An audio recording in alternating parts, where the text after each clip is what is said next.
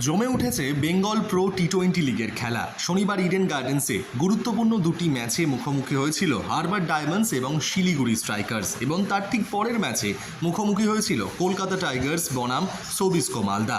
Harbour diamonds এবং শিলিগুড়ি স্ট্রাইকার্সের ম্যাচের কথা বললে এই দিন প্রথমে ব্যাট করে হারবার ডায়মন্ড 8 উইকেট হারিয়ে 142 রান করতে সক্ষম হয়েছিল। হারবার ডায়মন্ডসের হয়ে মনোজ তিওয়ারি 35 রানের ইনিংস খেলেছিল।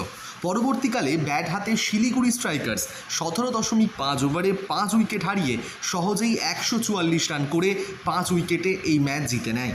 30 বলে 42 রানের দুরন্ত ইনিংস খেলে এই ম্যাচে প্লেয়ার অব দ্য ম্যাচ হয়েছিলেন শিলিগুড়ির লোকেশ গাইত।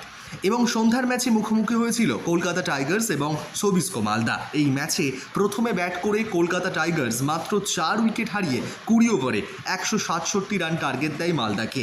কলকাতা টাইগার্সের হয়ে অভিষেক পোরেল 37 রান করেন। বল হাতে মুকেশ কুমার 2টি এবং ব্রিজেশ শর্মা নেন 2টি উইকেট। পরবর্তীকালে এই রান চেস করতে নেমে 15.5 ওভারে 94 রানে অল আউট হয়ে যায় সোবিস্কো মালদা। বল হাতে কামাল দেখান সায়ন ঘোষ। এই ম্যাচে 73 রানে বিশাল রান ব্যবধানে ম্যাচ জিতে নেয় কলকাতা টাইগার্স।